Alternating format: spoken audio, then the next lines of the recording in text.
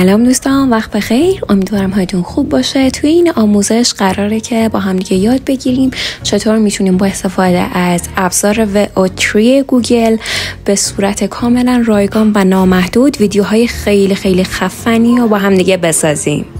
خب حالا بریم که شروعش کنیم. اول باید Cloud Skill Boost گوگل رو توی خود گوگل سرچ کنیم و اولین وبسایتی که میاد بالا روش کلیک کنید تا وارد وبسایت بشید. حالا بعد اینکه وبسایت لود شد به پایین اسکرول کنید تا که به این قسمت برسید و بعد روی گزینه Get Started کلیک کنید و بعد اینجا میبینید که میگه که اکانت درست کن یا هم که ساین این کن. اینجا کاری که انجامه خیلی ساده استش، روی ساین این ویت گوگل میزنید و یکی از اکانت های گوگلتون، جیمیلتون که هستش توی اون لاگین میشید. همون اکانت های معمولی که پرو نیستش و به حالت عادی استفاده میکنید به قول اونو لاگین میشید و بعدش اینجا یه صفحه میاد. روی گزینه اکسپلور کاتالوگ کلیک کنید حالا توی این بخش و بعد توی صفحه که باز میشه باید عبارت جنراتیو AI رو سرچ کنید. یه چند کلمش رو بنویسید، خودش اتوماتیک فور واسهتون پیدا میکنه، میاره بالا. حالا اینجا چی هستش؟ اینجا چند تا لب هستش واسمون که در واقع شما باید دومی رو انتخاب کنید. همونطور که میبینید اسم گزینه دوم Generative AI with Vertex AI هستش. Prompt Design و مدت زمانش هم 45 دقیقه هستش. این رو انتخاب کنید و بعدش بریم سراغ مراحل بعدی. حالا اینجا همونطور که میبینید قسمت چپ بالا یه دونه گزینه 45 دقیقه‌ای و استارت لب هستش. روی گزینه سبز رنگ استارت لب بزنید و ممکنه که ازتون کپچا بخواد، اینجا تیک اونم بزنید و حالا به همون اینجا یه تایمی داد. میگه که واسه اینکه من منابع لب رو، همون آزمایشگاه رو به قولی تامین کنم حدود 3 دقیقه زمان نیاز دارم. حالا این بعد 3 دقیقه این منابع رو برامون میده و حالا من بعد 3 دقیقه ادامه رو بهتون نشون بدم که چی میشه. خب دوستان، همونطور که میبینید الان 45 دقیقه ما شروع شده. یعنی 45 دقیقه فرصت داریم که ما از این لب استفاده کنیم و ویدیو همون رو بسازیم. حالا اونجا یه گزینه Open Google Console هستش، Open Google Cloud Console، ولی اون رو مستقیم روش نمیزنیم، بلکه میایم راست کلیک میکنیم و گزینه سوم یا چهارم بستگی داره به مرورگرتون Open Link این اینکاگنیتو ویندو هستش، روی اون میزنید تا به صورت ناشناس باز بشه. میاد برامون که یه گزینه آبی رنگ I understand داره، روی اون گزینه کلیک کنید تا که بریم مرحله بعدی. راستی دوستان توجه داشته باشید که این قسمت رو نبندید، این تب قبلیمون رو که بودش، اینجا صرفا یه پنجره جدیده الان. حالا اینجا این تیک I agree رو بزنید و بعدش agree and continue رو هم انتخاب کنید تا که بتونیم کارمون رو شروع کنیم. حالا اینجا یه تب جدید توی همون اینکاگنیتو مودش که هستش سرچ کنید گوگل ویدز. حالا روی اولین وبسایتی که میاد کلیک کنید تا که وارد این وبسایت بشیم و بتونیم کارمون رو شروع کنیم. اینجا گزینه ساین این تو ویدز رو انتخاب کنید و بعدش یه اکانت صرفا میاد اینجا که همون اکانتی هستش که خود این لبز بهمون داده. اون رو انتخاب کنید تا لاگین بشه. حالا این پنجره رو با استفاده از ضرب‌درش میبندیم و همونطور که میبینید توی سمت راست چندین گزینه وجود داره. یه کار ما با قسمت جنریتش هستش، گزینه سومش به قولی، روی اون کلیک کنید و بعد همونطور که میبینید مدل میده به همون اون بالا. مدلی که پیش‌فرض انتخاب شده VO2 هستش که همون گوگل، ولی خب صدا نداره، ویدیوهای توی شده، واسه همین ما VO3 رو انتخاب میکنیم. یعنی کارمون کلا با VO3 هستش و بعد توی اون باکسی هم که هستش میتونید پرامپتتون رو وارد کنید و پرامپتتون حد اکثر باید 1000 کاراکتر باشه. من واسه تست اومدم یکی از پرامپت ها رو کپی پیست کردم اینجا تا که ببینیم با هم دیگه کار میکنه یا نه. و بعد اینکه پرامپت هم رو کپی پیست کردم روی گزینه آبی رنگ کرییت میزنم تا که ویدیوم شروع کنه به ساخته شدن. نکته قابل توجه دوستان این هستش که این به کلی ویدیو ساز سرعتش فوق العاده بالاست. یعنی توی 1 دقیقه حتی اکثر 2 دقیقه ویدیوتون رو میسازه و تحویل میده. خیلی سرعت خوب و بالایی داره که حالا من نتیجه این ویدیو رو بعد اینکه ساخته شد بهتون نشون میدم. خب دوستان، من توی پرامپتم اینو گفته بودم که ماشین از روی گویهای شیشه‌ای رد بشه و اونها رو به قولی بشکونه و همونطور که میبینید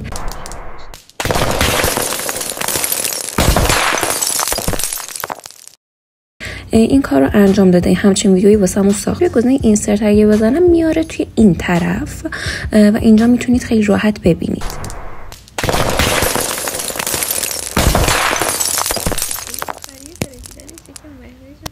همونطور که میبینید خیلی نتیجه خوب و قشنگی داره.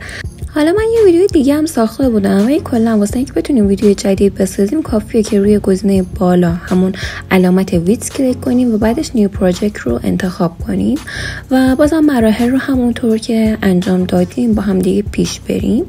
حالا من اینجا مجددا یه پرامپت دیگه میدم بهش تا که اون رو واسمون بسازه، ببینیم که چطور میشه.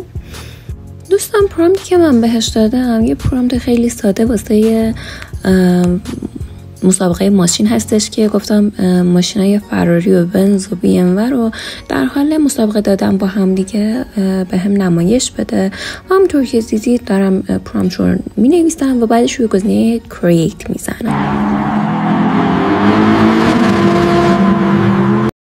روی گزینه اینسرت میزنم تا که این ور خیلی راحت با هم دیگه ببینیمش. طوری بدید که خود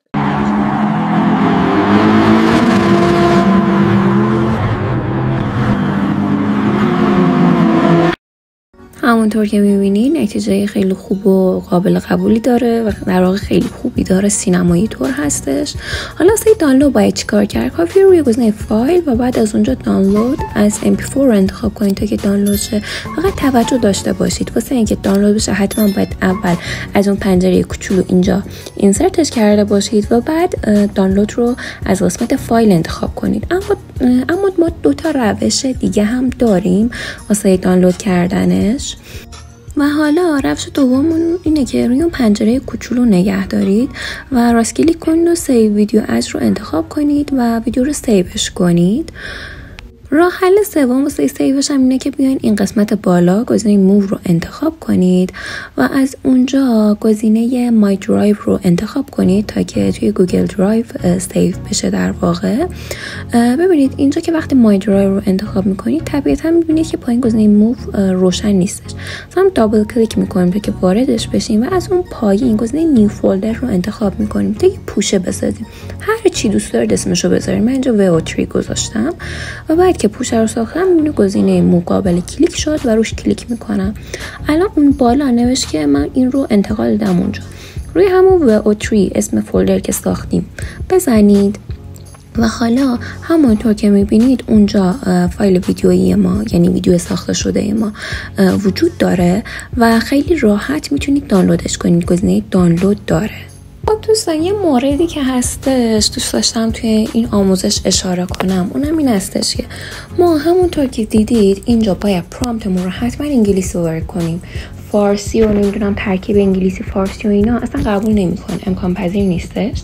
واسه همین من اینجا اومدم واسه اینکه به قول اون شخص فارسی صحبت کنه یه پرامپتی نوشتم. گفتم که اصلا یه دختر جوانی باشه که توی باغ هستش، یه پیرن صورتی تنشه و داره به زبان فارسی اینا رو میگه. مثلا سلام خوبی، به صورت فینگلیش به اصطلاح تایپش کردم، مثلا سلام خوبی و این حرفا.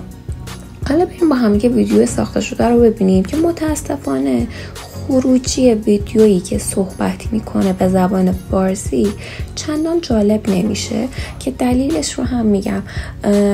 این هستش که ما فینگلیش تایپ میکنیم در واقع.